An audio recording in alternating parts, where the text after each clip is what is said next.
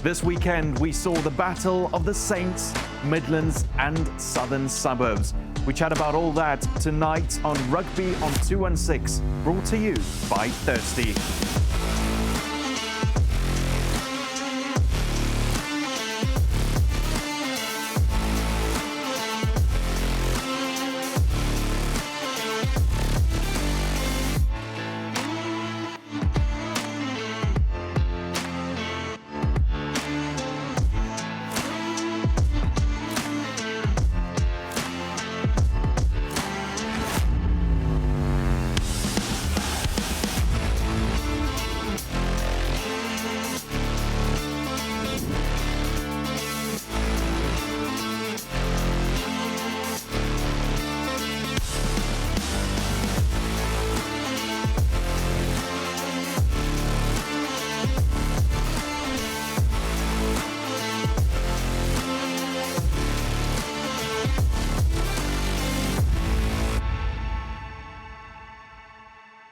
Hello and welcome to another episode of Rugby on 216, brought to you by Thirsty. I'm Alex White, as I have been the last 2 weeks, joined by Sput Smith, but the international traveller, he's been to Comrades, he's been to the World Test Championship, and Cooks, you're back home in the Rugby on 216 studio. I'm finally back. I mean, I left you to your own devices for 2 weeks, and since I've been back, people have been telling me that Cooks, the show has been going down. I'll tell you what, they've been lying to you. They've been lying to you. We've had two of our best shows. The ratings have skyrocketed. It'll obviously dip now again a bit this week. It'll go down. But I must say, listen, as special as Comrades and Lords was, I miss my guy. He even admitted last week that he was starting to miss you as well. No, you see, normally, like I said early in the year, I probably supposed to put the guys spend the most time with us, and you as well. So I had a bit of separation anxiety. I'm like, I need to see. The first week was okay. The second week was tough. I mean, and also knowing that you're having the time of your life. Lords didn't help my mood a lot, you know. So and when the Saffers started playing so well, you know, I knew this was something special in London. Yeah, it was very special. But good to be back. Anyone in the stadium tune you about your picks or? Yeah, I did. I saw one of Sput's mates, actually, CJ de Villiers, as I'm walking. He goes, "Where's Sput?" I was like, "Hello?" Like, hello to you too. You're a package deal. Who are you? Like, I'm just walking, guys, like walking towards me. He goes like, "Where's Sput?" I'm like, who are you? and you know, Cooksy, but it's amazing, and I know we're on a rugby show, but there were so many South Africans. No, you know, Alex, the amount of calls I got and from mates, and then I was like, yo, why am I not there? You know, you sort of look back at it and you go, I should have gone. I should have gone. I should have spent the money, and I should have gone. But yeah. I did find myself speaking, like, when a few people obviously watch the show, I did find myself speaking, but it was so funny because, like, trying to watch the cricket, and someone's going like, yes, but it's the crazy side this year. So I'm like, I understand. Thanks for watching the show, but I'm like, hey, the Markham's busy batting now. and you speak about CJ de Villiers. They were there with the Oppenheimers. Going up, so they organised 3 games in England with either side of the test. I mean, great organisation. And he was a good rugby player as well, eh? Old Boot with his number 15 togs, his size 15 shoes. He played at 8th man. For Grey College. Yeah, he was a good player. Well, it sounds obviously like you had a great time, Cooks, and we're basically trading because you're going next. Yeah, so I'm going to be away next week. We've done all the permutations. We've had a show together. We've had 2 shows together. Next week, it's you two on your own. So I'm. If anybody's watching, I've only been overseas in my life once, back in 2001. These guys are going to England as if it's like going to Cape Town. I think I should have gone 2 weeks earlier than I am now going. The exciting thing for the viewers is that next week's probably going to be the best show we've had this season.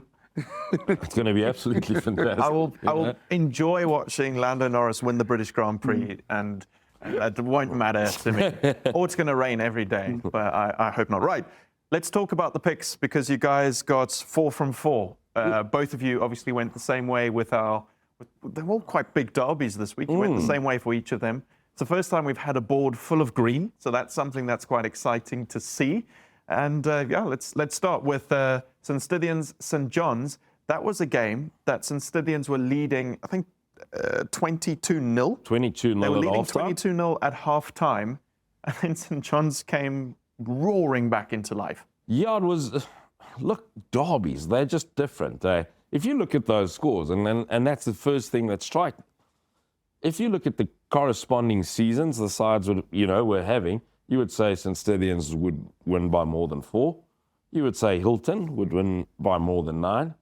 You would say Wynberg will win by more than 11.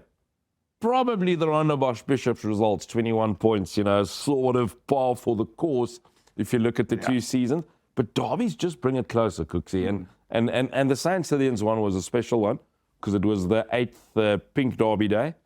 And the way it started, the St John's and Stithians Pink Derby Day is, so nice. It was started by a student in 2016. And I think his surname is Kohlschreiber. Kutschreiber. Forgive me for getting it slightly wrong. But he started in 2016 after his mom passed away. He sold the pink ribbons. And that's how the Pink Day between St Stithians and St John's started. We've got a few others, of course, as well. Hilton and Michael House play a Pink Day cricket. But the St Stithians St John's one started in 2016.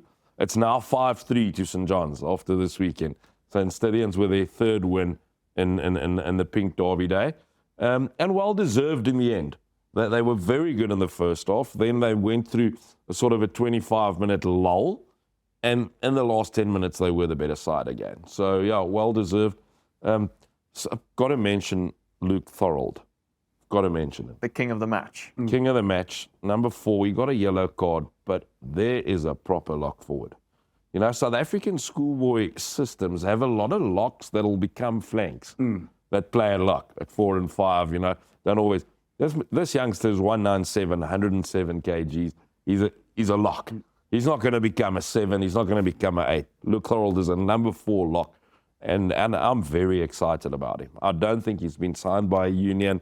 He's not playing Craven Week, but I think he's going to get into the Varsity Cup, and he's going to create some waves in the future. Someone I enjoyed seeing, Oliver Wilson, the 10. He Very put that good. first kick through that led to a great try for St Stithians, and then he had to convert the kick, and he was standing right, almost inside the St John's supporters. They were cheering. He missed it. The next try, same thing, inside the St John's supporters, perhaps even a harder kick, and he absolutely nailed it and just gave them a bit of an ear. I thought he was very good. He's a classic fly-off. Sort of I want to say, don't want to say old Dave, or back in the days fly-off, but he reminds me of those classic fly-offs. He stays on his feet. So a fly-off on his feet is worth a hell of a lot more than a fly-off off.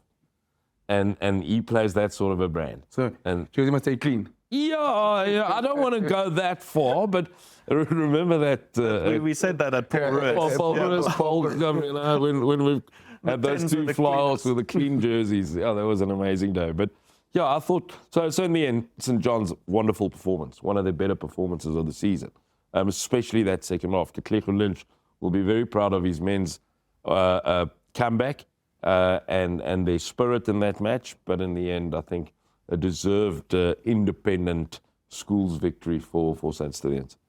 Then Cooks, in your picks for this week, when you spoke about Hilton, Michael House, you said obviously it's going to be a big one, as it always is, and you backed Hilton to do the double, which they've now done, winning by 29 points to 20. But it was a bit of a test match. There were quite a lot of kicks for goal, but probably the first time in a while that someone's done the double so emphatically as Hilton have now this year. I think for Hilton, obviously, I think the last few years sort of my class sort of reeled it back in. I mean, because, for the stage I think Hilton won for 10 years, they pretty much were beating Michael House. So I think the frustrating thing for you, Michael House, is I just think this year it's not clicked the way they wanted to, because when I saw them at preseason, I saw them at the Easter Fest, they look like, okay, the first day, they look okay, cool. Once they get better, once they get clicking, they'll be a dangerous force. But they just have not. It feels like they've been stuck in 3rd or 4th gear all season. But for Hilton, what a way to bounce back after that crushing, that crushing loss to Maritzburg College week before, right of the death. And I thought, my pick could be in deep trouble now after you lose a game like that. I mean, they should have been in college, and Yeah. they'll feel like, and then like, now you got a derby the week after. But what a win! This Hilton side has had a very good season. I mean, obviously very well coached. You look at obviously we speak about the Curses, we speak about the Westvilles, but they're probably the other third best side in them in college. But what a win! I mean, you get the double again. I'm sure they're very, very happy to be rooting the Midlands again. But you know what I like? And we discussed it yesterday. This King Price Derby series has opened our spectrum of schoolboy rugby to KZN and Eastern Cape again. We're seeing a lot more. And now, this wasn't a King Price Derby series, by the way, but you'll tune in for it now. Oh, 100%. Because you know what I'm saying? So a lot of people in South Africa, for many a year, the spotlight wasn't on KZN. And you sort of felt, are they the same standard? And now DHS and Westville has proven, yes, they are. They're both contenders for top 10 sides in the country this year. So, yeah, I love And it. Hilton's about the top 20 as Probably well. top 20, top 15, maybe even. The thing about Hilton is, you know, they're one of the more fun sides to watch. I mean, obviously, you know, you look at the way they play rugby. One thing I love about Hilton is, you know, a couple of years ago when they won 50th, when they're top 10, they've always been in the mix since then because they've got such a good coaching staff. And they're always produced. They're always going to be well drilled. They're always going to be, they'll tick all the boxes, good set piece, decent pack, you know, good 10.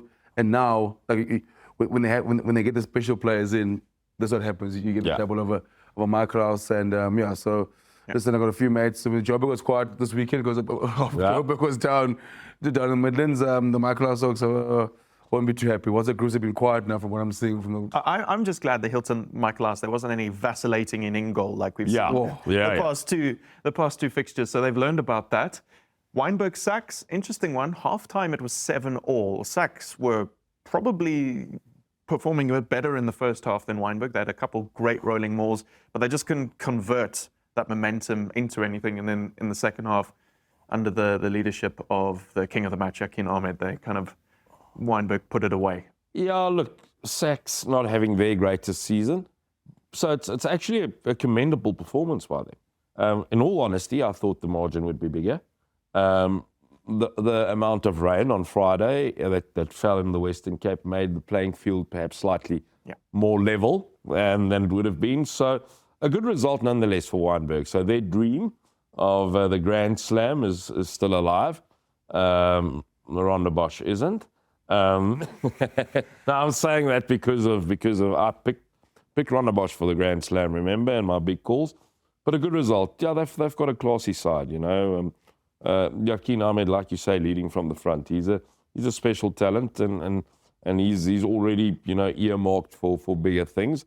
He can't play Craven Week this year as he's a year older. He's under 19 already, so he won't be at Craven Week. I'm sure we'll see him in the under 19 Currie Cup. Definitely. I'm sure we definitely will. Yeah, and I imagine he'll be staying in Western Province. I think I saw that. He has signed with Western Province. So, yeah, a good result for Wynberg. They are the form side in the southern suburbs at this stage, and it's another box ticked for them. Cooks, you went against Ronda Bosch for Wynberg Ronda Bosch, rightly so, and now you went with Ronda Bosch for Ronda Bosch Bishop. So you've done very well in the southern suburbs picks. You've done better than Sput because obviously he backed Ronda Bosch against Wynberg. 28 points to 7. What you expected? Yeah, what I expected. To be honest with you, I think the Bishop side, they've had a tough few years, and obviously Ronda Bosch. I just think the game is quite big at the moment with them, and I think Ronda Bosch kind of got control of the game early, and you know the way it ended, you know, Bishops tried to throw the ball around, which is testament to them. They didn't go away, but it was always a tough day for Bishops, and you know the Tiki Haynes is a tough place to play, especially for Bishops where you are struggling. I think the hard part now in the southern suburbs that there is a clear two in terms of Ronda Bosch and Wynberg, and then you know Sachs is sort of probably the third best, and Bishops it has been tough for them, you know, the last few years, and it's, you know, I saw it as Wesley Chetty's last game coaching Bishops. I mean, what an absolute legend. 140 matches. And I mean, you know, I want to come in here because we chatted about it yesterday. I hope he gets remembered for the legend he is, and not for the last couple of years, because I mean, the rugby they've played under him and the years they've had. I mean, you could say under him for the longest time they were probably the best school in the suburbs for a good number of years, and now I think the ending like I said, I hope that no one don't just look back in the end and look back on the total. Yes. On the total. Because he's a impact legend. that. He's an absolute legend. Wes on the Chetty southern- is a legend of Southern Suburbs rugby and Bishop's rugby the and players- rugby. And the players he's produced. I mean, the Yeah. guys, I mean, the sashes come. No, for sure. So, was the, kudos to him. We had a great evening on the Wednesday. It's always before the first Bish Bosh derby of the year, because there are two. There will be the host school for the first clash. So in this case, Rondebosch hosts an evening, and they get guest speakers. So John Dobson was there, obviously from Bishops, and he was chatting. And there are obviously a couple Stormers from Bishops at the moment. And so one of the questions was, they asked Dobbo, how many Bosch guys do you have in the side? And he said, well, we try to limit it, which was, but he was very funny. It was a great evening. And then I want to say that everyone looking at Bishops with doom and gloom, there is hope. The under-14As won 19-17, and the week before, they beat a very good Paul Boys side, 8-5. So there is a bit of hope there. The under-16As, while Rondebosch did win, was also a lot closer. So and against a good 16 on the Bosch side. there's maybe some positivity coming through there, and I don't think it goes in cycles. Like we always say. There's too much quality at Bishops rather, to not just be a cycle. Yeah. You know what I'm saying? There's too much heritage. There's too much tradition. I love the way they play the game. I love the way they think about rugby. It's so refreshing. Not having numbers. It's not about you. It's about the team. You know, I love that. And it's a school that I've grown fond of watching, and it has been tough the last couple of years to see them struggling. But as you say, it is a cycle, and there's too much depth in the southern suburbs of Cape Town, too much good rugby players for Bishops not to recover properly. Absolutely. Then from the rest of the country, a couple matches, I'm just going to read out some of these results because there were some big ones. Apologies, Cooks, but Kingswood 60, Woodridge 8. Selborne 62, Stirling 5. Kersney 59, St Albans 9. But then the one that I really want to talk about, Polcham 80, Bull and Landbou 29. 109 points scored in that match. And just have to check my notes here. 14 games unbeaten for Polcham at the front. I mean, they've been fantastic this year. The scary thing for me about Polcham is that they can, like I said, they can go in the trenches if needs to. We saw they did it against Porus in the rain. But if they're on, good luck. Look, they'll put you to the sword. I think it was on the plaas, eh? Yeah. It was op die plaas to go there and put 80 on Landbou, who nearly caused an upset against Paul Roos on the farm.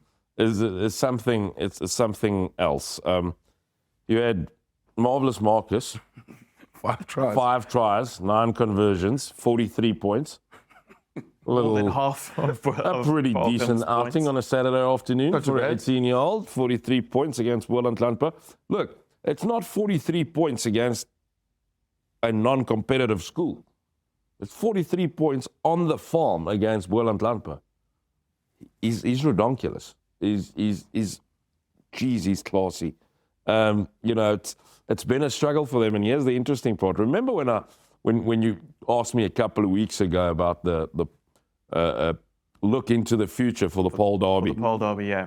I told you, Paul Boys will win this year because Paul Gim is struggling with kicking at goal. So what have they gone and done?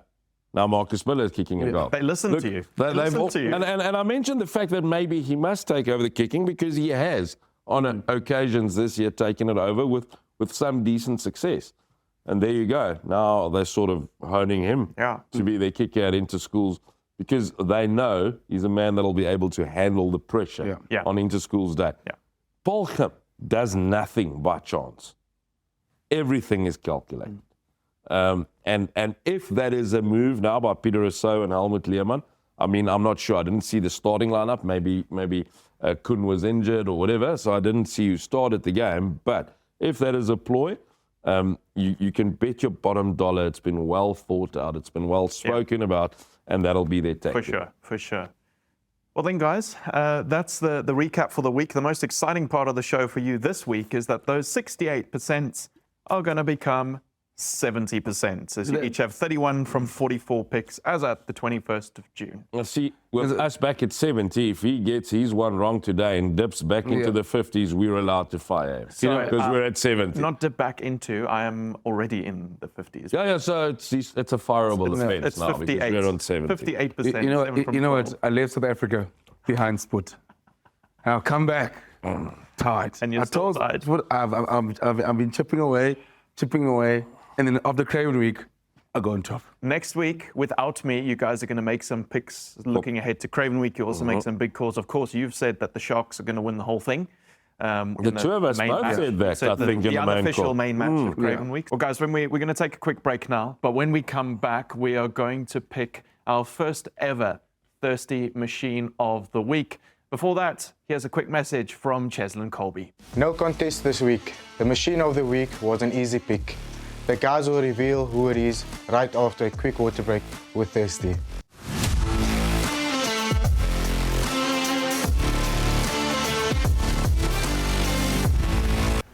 Bottles disappeared.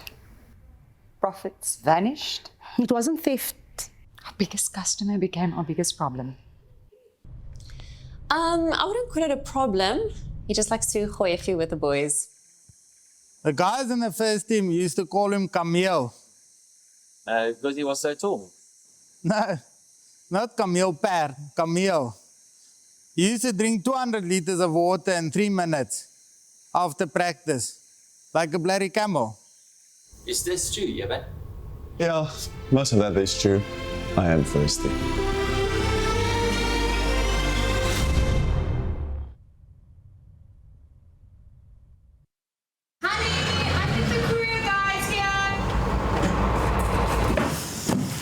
Je komt mee boksen. Kibbies? Anne? Maar waar is die Anne? Hey, hey, hey! Ik kom niet boksen, ik kom niet boksen. Goed. Ik kom niet boksen, ik kom niet boksen. Wow, wow! Exemos, wow! Breng van mij die box. Okay, so. The Courier Guy. The courier behind the box. Can you deliver something for me? Where to? Hij wees van mij, hij wees van mij. Put this one in the Springs box. Look at man. Hey, winner.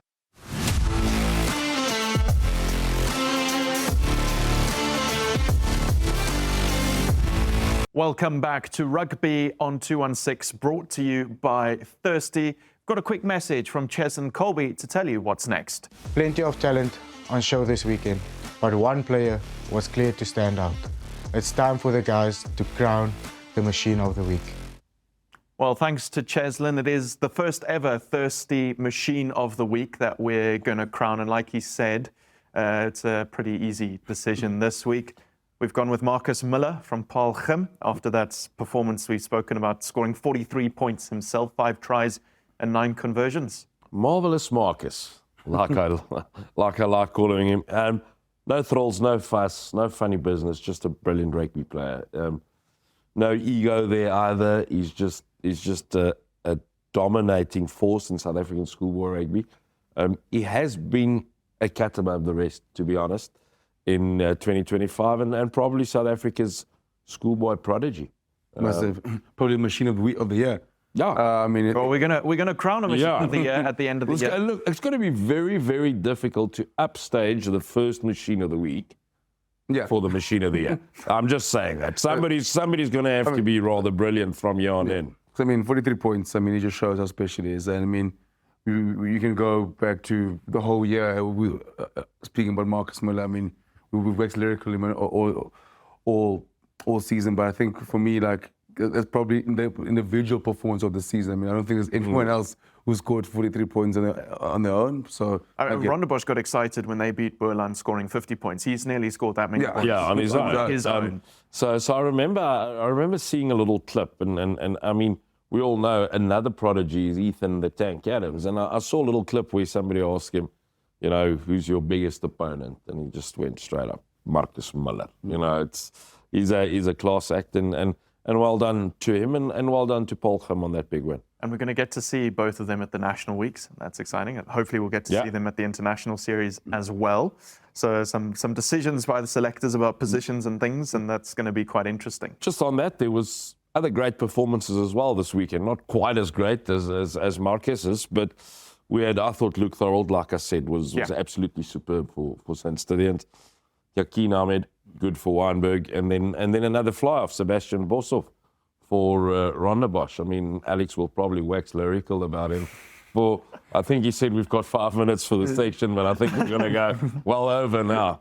Do you know what I'm actually going to do is say that this segment is now done so that we can go to Who's Most Likely To, which is what I did with some of the Rondebosch boys on the Tinky Haynes after they beat Bishops on Saturday.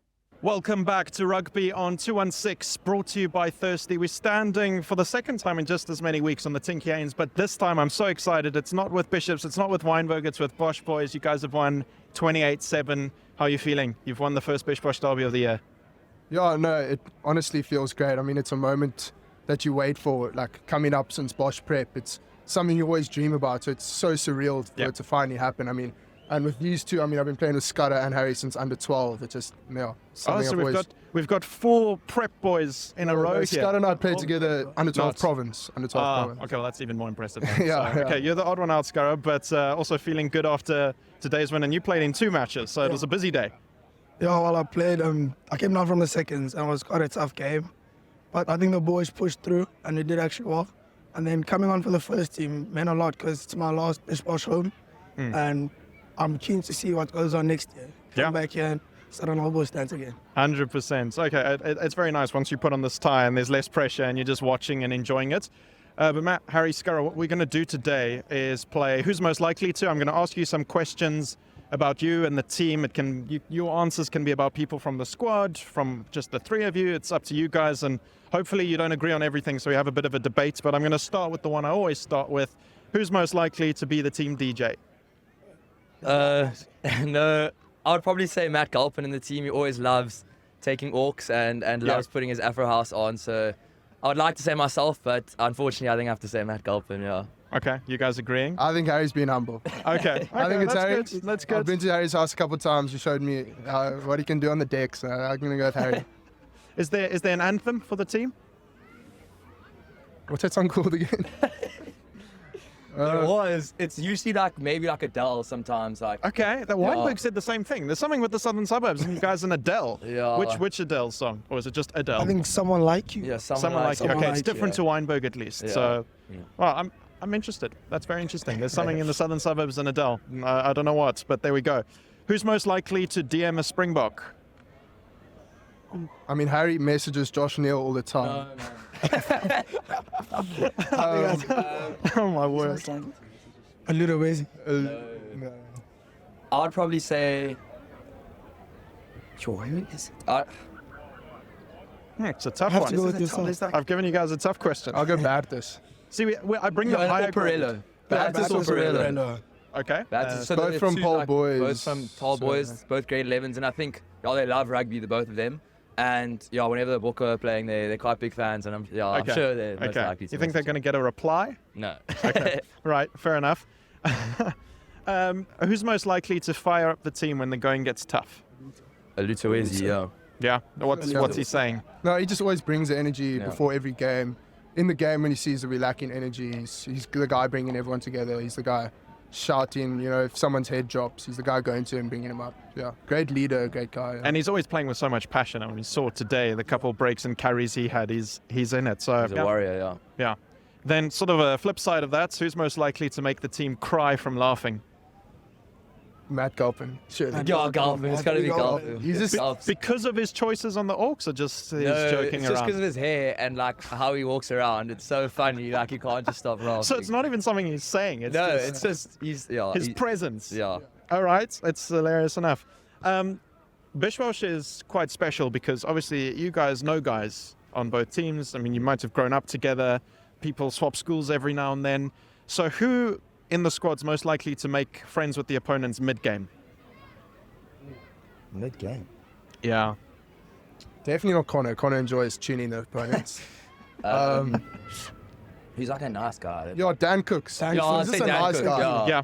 He's got friends on both sides. He went to Wet Pups. Yeah. So before scrums, he'll be chatting, saying Well, hi. he's sitting at fullback, so luckily he's not able to talk to him. But when there's like a pause in play, Yeah, he's also got just a friendly presence on the field, like in certain times, like when Gulpin made like the weird dive. He was like, "Gulpin, why are you diving like that?" He's just laughing. So I think he's probably enjoying most it. likely to. He's He's just having a good enjoying time. it. Yeah. Okay, I now have a couple questions about winning. Who's most likely to win a couple things? So firstly, who's most likely to win best dressed? I want to say I don't know. That's a tough one.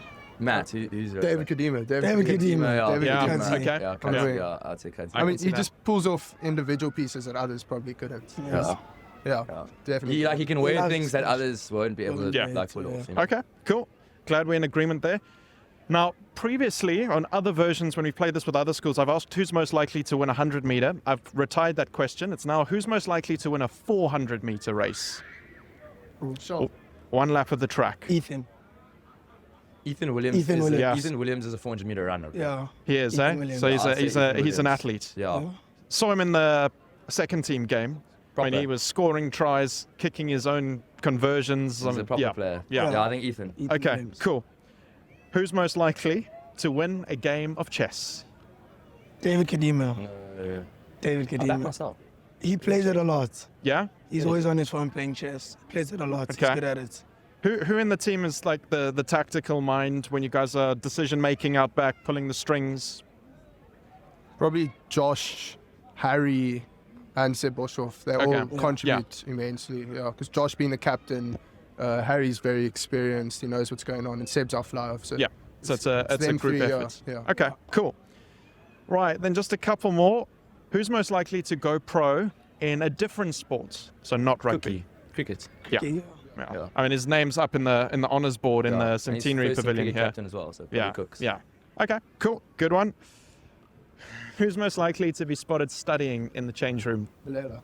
Yeah, beast. That guy's locked in. He's locked Actually. in. Yeah, we'll be on. Yeah. Yeah, so- After I remember coming back on Kez tour, we came back from playing Queens, and he had a biology test the next week, and literally an hour after the game, he was studying. I was like, well, what? An hour after. Yeah. I don't think I could have that going on because what's it like managing academics? You guys have just had exams now and first team. It's tough. It's tough. It's a tough balance because obviously you want to prioritize your academics, but I think most of us love sport like way more. So like we end up prioritizing sport a lot more, and then but we try to find a balance. Most of us. It's about finding a balance. Okay, yeah, fair enough. Who's most likely to end up coaching school rugby one day? Coaching school rugby. School rugby specifically, coming back hopefully to Bosch, coaching the little ones, under 12s, under 8s, under 14, even under 19, whatever it might be. I'm gonna go Damien Spence. He just always loves giving input to everyone, and so I'll go Damien. David Spence. Yeah. Cool. Right, I have one more question for you guys. Who's most likely to go viral? And it can be for any reason. Previously, I've asked for specifically a celebration or a move. Connor's got TikTok. I know. Yeah, Connor actually go viral. Connor's Like, got TikTok? This is Yeah, like, he's like got- someone he had a does a couple of viral celebration videos. after their score or something to go viral like that, maybe. Okay. What's Connor posting on his TikTok that's No, going just viral? Bosch-related stuff, and Yeah. cheering. Okay. Yeah. Yeah. Yeah. or To go maybe- viral, I could say Scarra, hey? Yeah, You do some celebrations after you score. Yeah, cheeky one. Yeah. What's your favorite celebration? Your go-to, Sky? Cooking. Nah, standing on business. What's that? He's got it locked in. It's ready it's to the go. sign language for standing on business. Yeah. I'm impressed, guys. Okay, so we thank Scarrow with his celebration. Otherwise, Connor, just because he's got TikTok going. Yeah. All right. Then to end off, guys. Obviously, that's Bish Bosh 1 done. Next one, obviously, next term, late in August. Thoughts ahead of that? Anything to what you like to see the team, the transition between now and then? Because for Matrix, obviously, it will be the last game, and that's always special. I think just from a team perspective, we're not kind of focused all the way there in August yet. We're kind of just building game by game, and we're really chasing that perfect performance. And yeah, we obviously today there's still a lot we can work on, and the coaches identified areas of our game where we need to work on. But I think we just take it game by game. Yeah, I mean, Bishops is never easy to play. They always play a good 15, 20 points better when it's a derby. I mean, everyone does. They show heart. So, and I mean, it's going to be their last game too, not just our last game in the Piley. So it's going to mean a lot to them. I mean, I know today meant a lot to them as their coach's last game. There it's going to mean even more because it's more personal. It's a player's last game. So it's going to be tough. But I mean, we're just going to take it step by step, game by game, improve what we can. Yeah. I like the idea that's coming through, that you're constantly building, constantly trying to get better. And I'm glad that I had a reason today to not zip up my Under Armour jacket and have the tie fully out, because I sort of hid it when I did Weinberg. So guys, 28-7, congratulations, well done. I'll let you go off and celebrate. But Rondebosch has won the first Bish Bosch on the Tinky Haynes. I've played Who's Most Likely To with Matt, Harry and Scurra. We're going to take a quick break here on Rugby on 216, brought to you by Thirsty. We'll be back after this.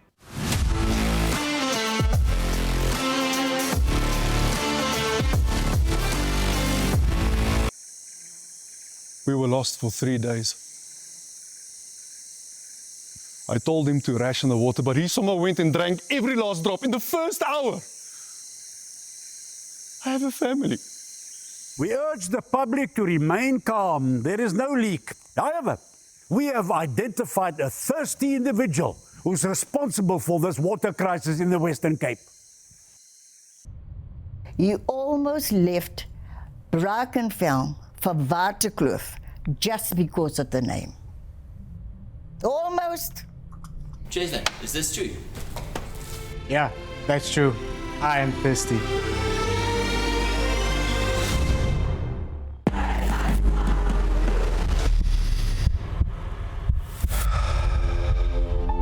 Some things you don't choose. They choose you. A name, a history, a legacy that came long before you and will last long after you're gone. It's not just about the game. It's the moments that shape you. The early mornings, the long bus rides, the chants that never fade. The friendships, the rivalries, the feeling of being part of something bigger. It's a belonging, something you carry with you wherever you go. Because once you're a part of it, you always will be.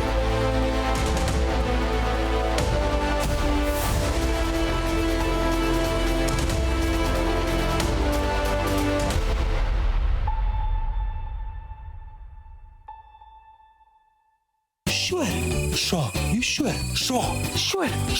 Yeah, man, you sure? Yes, I am sure. Look at this thing. It's presidential. What if we get caught, man? Nobody gets caught in South Africa, man. That's true. Now lift.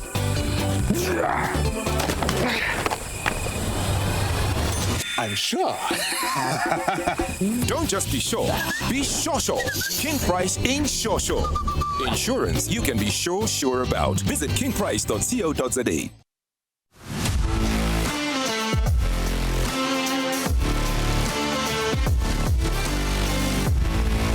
Welcome back to Rugby on 216, brought to you by Thirsty. It's time for us to pick our old school jerseys of the week from the collection that's ever growing behind me. But you've only got one. It's a big collection, but you've only got one. It was Bish Bosch and Rondebosch one. As much as it was expected, I still. Why don't we just call it Rondebosch moment of the week? Why do we call it old school jersey? As much as his put still mean. As much as I mean, it's Bish Bosch. It was. He had to. It was such a great week. It started for me on the Wednesday with the event I spoke about earlier with John Dobson and Dean O'Connor, who went to Rondebosch, Captain Island, and. We'll forgive him for that.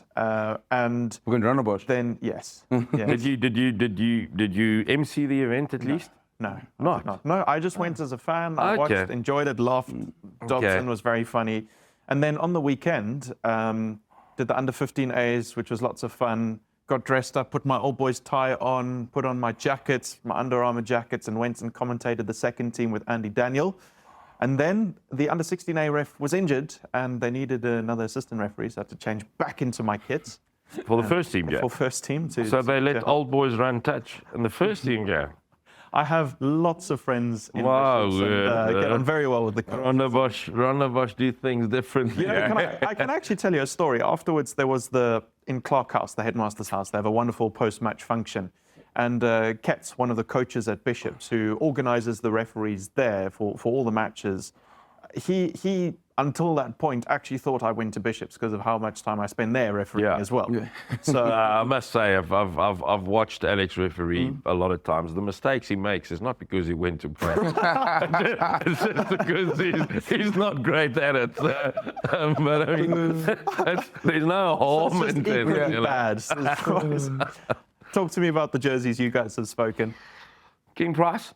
They're very own old school jersey, and I love the colour, hey? And they've done so much for schoolboy rugby in this country, joining the King Price Derby Series as title sponsor this year. And just fair to give them a shout out and a congratulations and probably a thank you. Thank you for what you guys are doing for schoolboy rugby. And without a title sponsor, a series like that will never get off the ground. So it's a very lucky fit as well. And we'll be down there next week as well? Yeah, we're going to be there shooting a show. We're sending Alex to London so we can go alone. We sponsored that trip. Oh, I so hope that show goes well. I got the Adamalu War School jersey. I think it just shows. I mean, first of all, probably my favorite, one of the best designs from old school, just in terms of color. But just to show that anyone can get, any school can get an old school jersey. It shows the reach they have. It's not just the traditional big schools. The kids, the JPs, the Rondebosch. So just shows the people then had Maluaza, the pride they have for their school. And I think there's an incentive for more schools to get involved. I mean, come on. I'll tell you what. Okay, I want one of these. Late 90s, early 2000, Ermelo produced some special first teams and great sides. I distinctly remember. I'm not sure whether it was 99 or 2000. I think it was 2000. The Pumas won the Craven Week. Nel Fourie, who went to Ermelo School. Remember the name? Nel Fourie kicked a touchline conversion in the final game, and they won Craven Week. Whether it was 99 or 2000. Now, that was a proper Ermelo team. That's special. The Pumas winning the main match of Craven Week. Well, and on that note, let's talk about some of the big calls you've made for the season. See if there's anything you want to add. Obviously, these are the season's big calls. We made these mostly at the start of the year. You got the Grey College getting revenge one correct. We said Kes would win both Kes Jeppy derbies. They lost the first one. We didn't say so. Cook said he was having. So don't say we. It's very unfair. Okay. Cook took something. I smoked something, and then he went. You said Rondebosch would repeat the Grand Slam. I was Slam, wrong. Right? I was By wrong. 5 points, that chance is gone, but Weinberg could do it. But they obviously have to beat. Can we put another big call on there? Yes, that's why it's up. Do you think we can make a combined call? Do you think Weinberg's going to win the Grand Slam? I think so. I think so as well. Yeah, I think so as well. I think Weinberg wins the Grand Slam. Because they won away. So they're going to. I mean, Alex looks shocked because he's got his Bosch jersey on. But I mean, they lost at home to Weinberg. And funny, the reason I look shocked is not because of Rondebosch. It is because they did win at Rondebosch. They won by 5 points. It was an awesome game, really close. Rondebosch are obviously going to come back and want revenge. And so often in these Southern Suburb derbies, the schools, when they win 1-1, it's away. Yeah, so it is. that could You're right. But this is why it's going in the on the big calls. It's going on the big calls. It's fine if all of them are wrong by the end of the year. But let's go down the list then, see where you're still, how you're feeling about each of them. Sharks winning the Under-18 Craven Week main match. Still very confident about that one. Yeah. Still very confident. Okay, cool. And you guys will talk more about Craven Week and Academy Week, etc. next week. On the 26th of July, Weinberg plays Paul Gym, Sachs plays Paul Boys.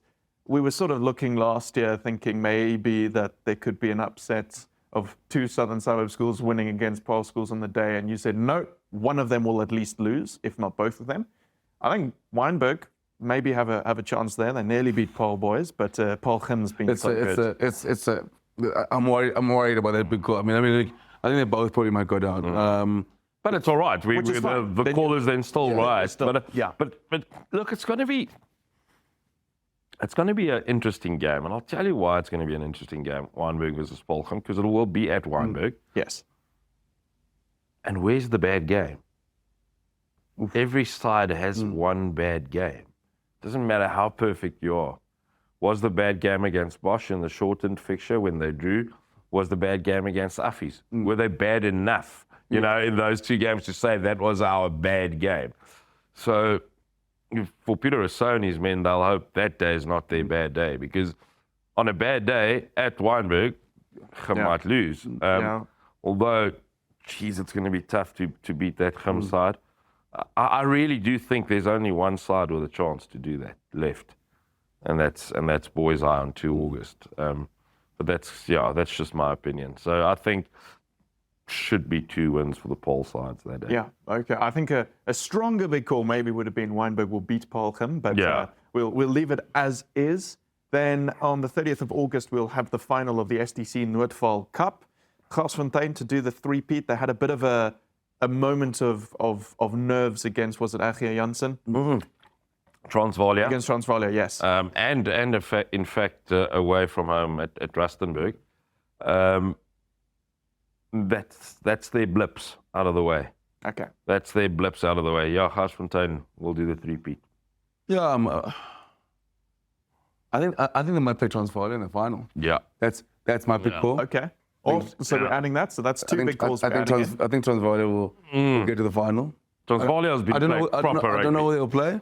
Yeah. But maybe Sports call is obviously the Garsfontein to win the three-peat. My one for the ACC Noordval, the Transvaal, and make it to the final.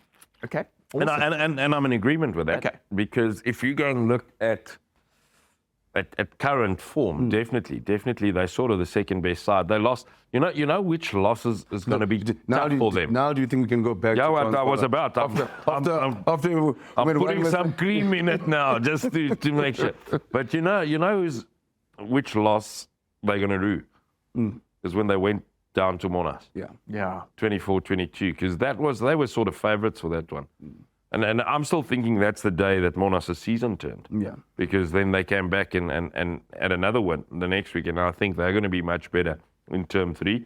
But happy to go at this stage with the Garsfontein Transvalia final. Cool. And then the last one, Paul Boys and the year is one of the top 3 rugby schools in the country. I think we can almost tick that now. Top 2. Yeah. I mean, it does look like that the 2 best sides in Paul. Yeah. And then basically it's the rest is fighting on the second is a shootout, which makes the diving exciting. The way they're going to touch wood for both sides. I don't want to jinx them now, but the way it's going, it does look like it's going to be the battle for number 1 in the country on the 2nd of August. All leads, all roads lead to Forrester. And they don't care too much about who's number 1 in the country. They just care who's number 1 in Paul. Yeah, 100%. And that's what's going to be happening on the 2nd of August. But there we go. The season's big calls. We've added 2 to that. Which is nice, so we can look at that as the season progresses. But we're going to take a quick break now on Rugby on 216. In fact, our final break of the show. When we come back, it's time for Ask the Ref and the Impossible Truth.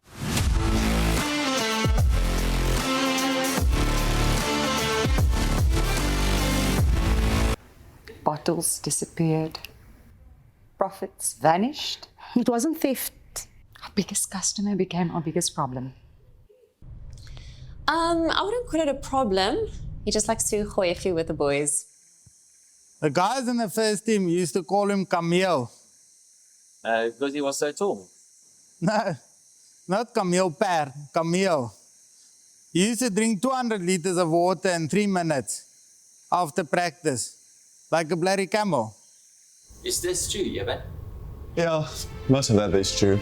I am thirsty.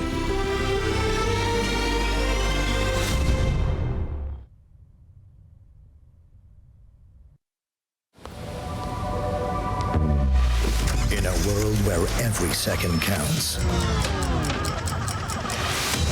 will he make it on time? Out here on the streets, anything can happen when the odds are stacked against you. One man finds the will, the drive, the passion to steer his path to destiny. It's a Swift.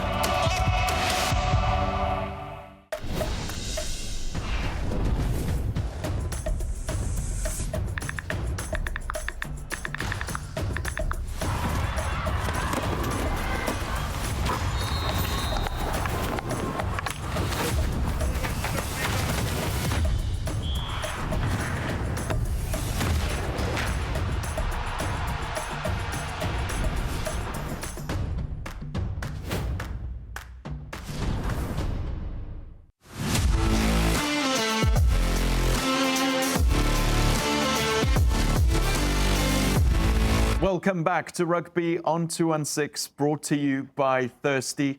All we have left to do on today's show is Ask the Ref and the Impossible Truth.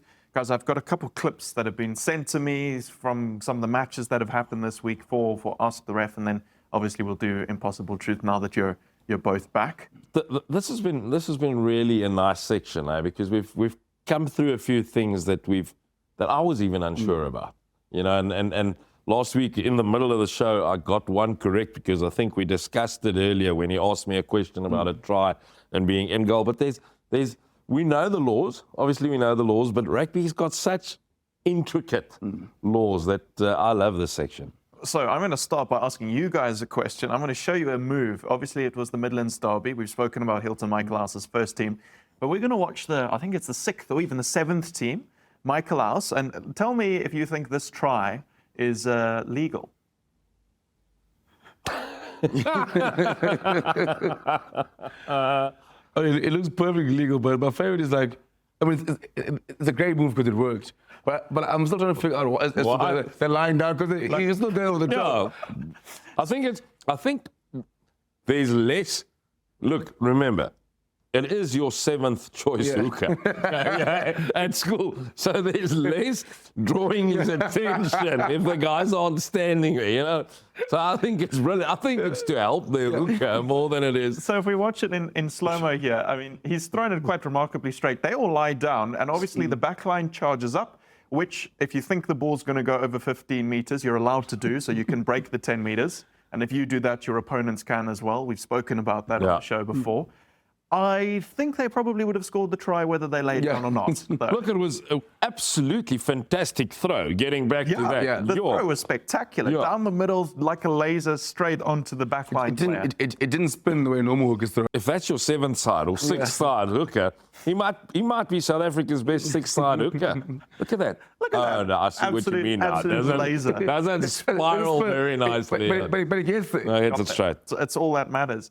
Okay, so that's the first clip then. Then the next one we're gonna listen to. So this is back where you were in comms, Sput, at the St John's match, just down the road, in fact, from where we are recording at the moment. And they've won a free kick, and let's just see what happens here. Kumandiza. Number 10. Grade 11, 8th man for St John's College, will be in action at Academy Week. I'm not going to listen. Early. You can go. I'm going to look for a movement off the training paddock. Yeah, that wasn't tapped. No, the ball has to move forward. Ball has to move forward, said Richard.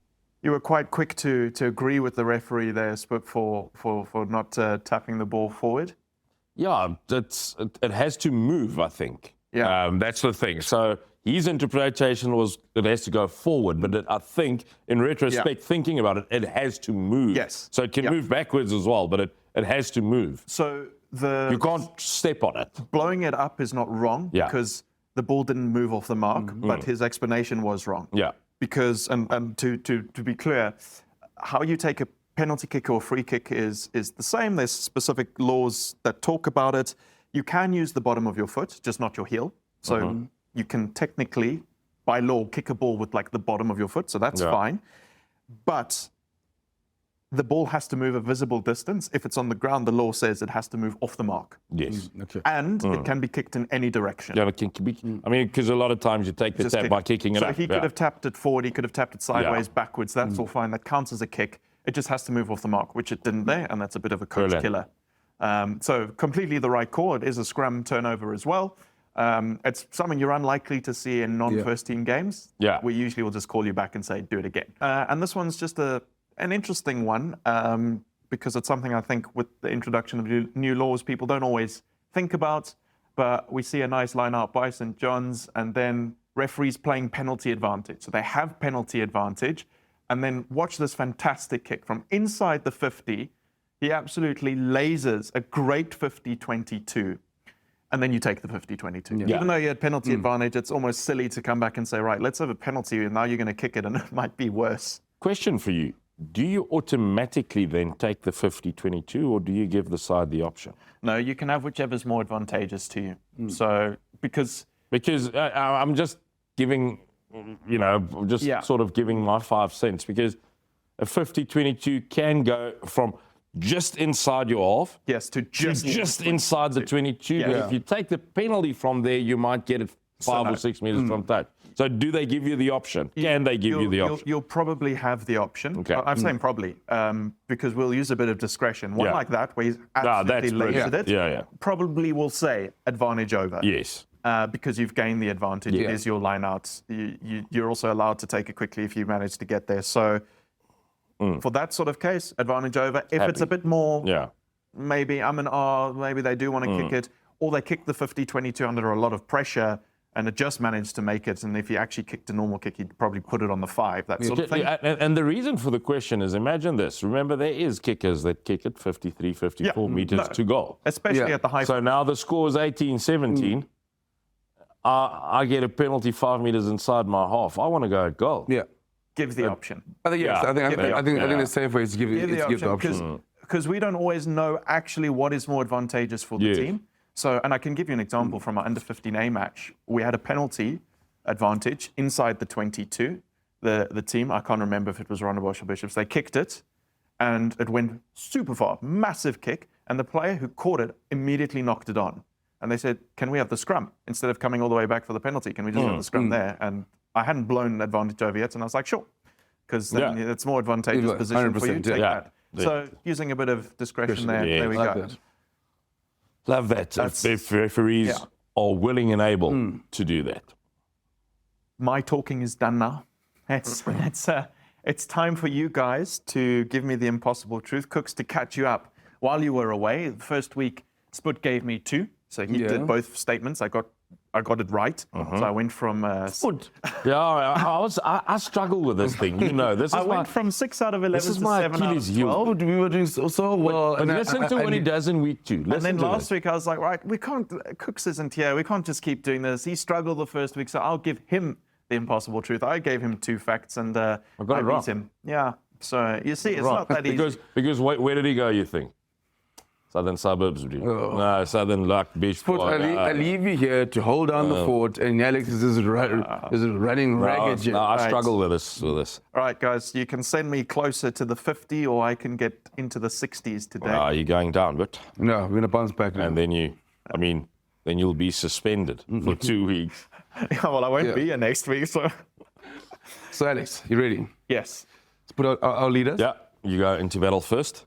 With Craven Week coming up, so I thought we wanted to make a Craven Week theme. So the last time EP is a problem on the Craven Week, 2 great high school legends were both on the same side, Sergio Peterson and Cohen Bosch. Okay. Ethan the Tank Adams, he's played 2 Grand Como weeks, and this will be his 3rd Craven Week. Ooh. Okay, I need to unpack that because I'm not sure that's Trivial possible. Pursuit. I'm not sure that's possible. Wait, okay, so this will be his 3rd Craven Week, so he cannot be 19. He has to be 18. So he can have played Craven Week at 16. He could have. Okay, so it is possible. So now that doesn't help me at all. And two Grand Como weeks. Can he play at 16 Craven Week? I'm not sure. I'm not sure about that. He definitely can when he's 17 and 18, and then Grand Como could play when he's 15 and 16. Oh, Sputs. No. Okay.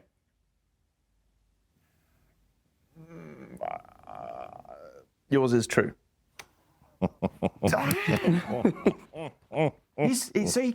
So you can play Craven. So what happened? What happened was he played. Both him and Tariq Chambril, when they're in their grade 9 years, they played for the Free State under 16 side a year up. And then obviously in grade 10 played again. But then after the Grand Como, Ethan Adams went to Craven Week after an injury in the Free State team. So this will be his 3rd Craven Week because he did play when he was 16. What sucks about this game is that I'd almost do better flipping a coin. Yeah. Like I'm only just above 50%. No, are you still above 50 though? Yeah, because now it's 7 from 13. Because the executive producer did give it in writing that when he dips below 50%, now we'll get serious decisions. I just love how his brain was working. So for my one, Alex, so Sergio Peterson was in that 2012. He's the Okay. province side, and then in 2014, Yeah. Cohen Bosch. Okay, so they're 2 years apart. 2 years apart. 2 years I apart. thought, I must say, when you put the fact out, I thought Sergio was older, even more older than Kerwin. Not just 2 years. I thought he was a few years older. Do you know why this game plays tricks with your mind? I spent all the time thinking about yours, and if I'd just taken a moment to think how old they each are, I probably would have thought the age gap is actually quite significant. Yeah, I thought so as well. Even though it's not, but I mean, there still is. Yeah. So it's a great one from your side, seeing that they only differ for 2 years. Wow. Yeah, because okay. Well, there we go. What a note to end on, and I'm leaving, so I'm leaving on that note, which is not great. But I will see you guys then at Craven Week. And at Academy Week, we will be doing one of our shows, hopefully live on the Tuesday during the national weeks, and then another show from there as well. You guys will hold down the fort next week at King Price, so I'm excited to see what comes out from that. Don't have too much fun. The officers are awesome. We're going to have so much fun. I can't wait. I'm going to miss it. And Alex won't be here. Yeah, it's going to be amazing. It's the most important part. Maybe I'll have to give you guys an impossible truth to figure out from Silverstone, but we'll see what happens. It's all we have time for on Rugby on 2 and 6, brought to you by Thirsty this week. New episodes air every Tuesday on SuperSport Schools Channel 216. And then they also repeat on SABC Plus, SuperSport Rugby, and a couple of the SuperSport variety channels as well. I won't be with you next week, but Sput and Cooks will be here. So have a great week. They'll see you then. For now, bye-bye.